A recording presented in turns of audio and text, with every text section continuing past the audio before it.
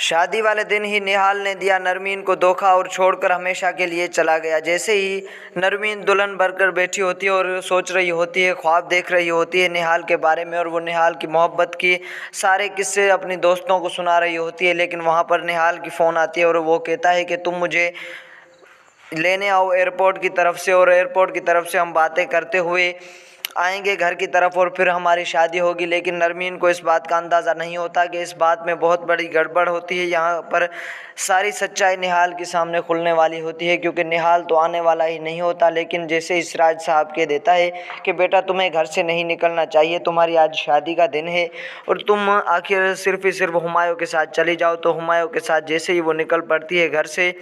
तो आखिर उसे इस बात का अंदाज़ा हो ही जाता है कि आखिर निहाल तो एयरपोर्ट की तरफ होता ही नहीं है। तो वो सोच रही होती है कि आखिर अपने घर पहुंच चुका होगा। अपने घर जब जाते हैं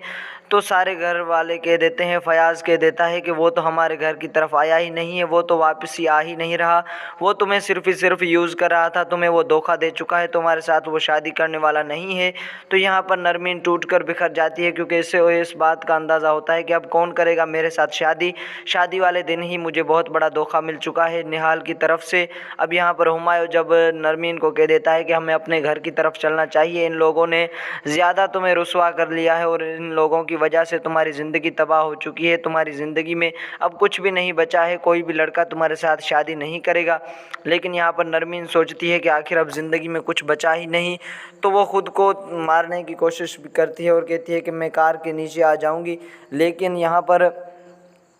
नरमीन जैसे ही घर की तरफ आती है तो सिराज साहब को भी इस बात का अंदाज़ा हो जाता है और उसे पता लग जाता है कि निहाल ने धोखा दे दिया है मेरी बेटी को। सारे मेहमान घर के अंदर होते हैं और सारे मेहमान ये सोच रहे होते हैं कि अभी तक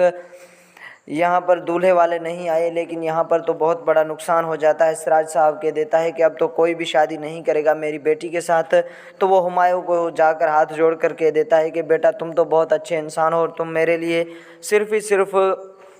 एक कुर्बानी दे दो, आखिर तुम मेरी बेटी के साथ शादी कर लो। कोई भी इसके साथ अब शादी नहीं करेगा, क्योंकि इसको शादी वाले दिन ही निहाल ने धोखा दे दिया है। लेकिन यहाँ पर सिराज साहब की जब बातें हुमायूं सुनता है तो हुमायूं के जो ख्वाब होते हैं वो मुकम्मल होने वाले होते हैं, क्योंकि हुमायूं मोहब्बत करता है नरमीन के साथ और वो सिर्फ नरमीन के साथ ही शादी करना चाहता था। लेकिन नरमीन तो राज़ी नहीं है इस शादी के लिए, क्योंकि उसे ताज़ा दुख होता है कि उसकी शादी टूट चुकी है। लेकिन सिराज साहब आकर नरमीन को कह देता है कि बेटा मैंने तुम्हारे लिए एक अच्छा लड़का ढूंढ लिया है जो तुम्हारे साथ शादी करेगा।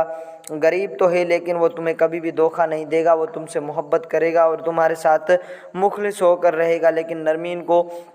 जब इस बात का अंदाज़ा होता है कि सिराज साहब यानी कि उसका बाप उसे सिर्फ हुमायूं के बारे में बात करने के लिए आया है,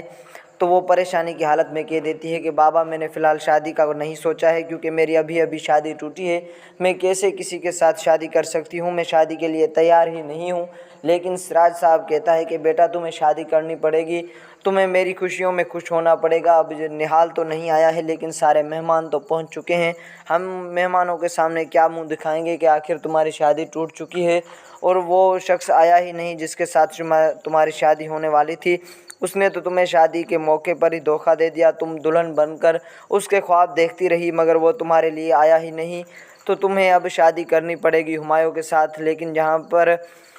नरमीन सिर्फ एक ही बात सोच रही है कि आखिर इतना बड़ा धोखा निहाल कैसे कर सकता है मेरे साथ, निहाल ने ऐसा मेरे साथ क्यों किया, और निहाल को ऐसा नहीं करना चाहिए था। अगर वो मुझसे शादी करने के लिए तैयार ही नहीं था तो फिर ये सारा जो हंगामा उसने सबके सामने करवाया है, और मेरे बाप की इज़्ज़त का भी उसने नहीं सोचा कि हमारे घर की तरफ मेहमान पहुंच चुके हैं और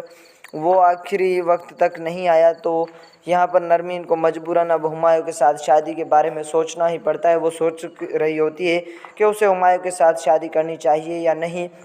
लेकिन सिराज साहब तो एक ही बात कह चुका होता है और कहता है कि जब तक मेहमान हमारे घर के अंदर मौजूद हैं तो हमें इन्हें नहीं जाने देना चाहिए, क्योंकि हम इन्हें सिर्फ एक ही बात बता सकते हैं कि वो लड़का नहीं आया है, उसकी फ़्लाइट कैंसिल हो चुकी है, जिसकी वजह से हम हुमायूं के साथ शादी करवाना चाहते हैं तुम्हारी। तो जब ये बात नरमीन अब अपने दोस्तों को बताती है और कहती है कि मेरे साथ तो सिर्फ ही सिर्फ बहुत बड़ा धोखा हुआ है और मेरी ज़िंदगी में अब कुछ बचा ही नहीं और मुझे एक दर्जी के साथ शादी करनी पड़ रही है, तो उसे सारी अपनी कज़न्स कह रही होती है कि तुम्हें शादी नहीं करनी चाहिए, लेकिन अपने बाप की खुशी के लिए वो ये कड़वा घूंट पी लेती है।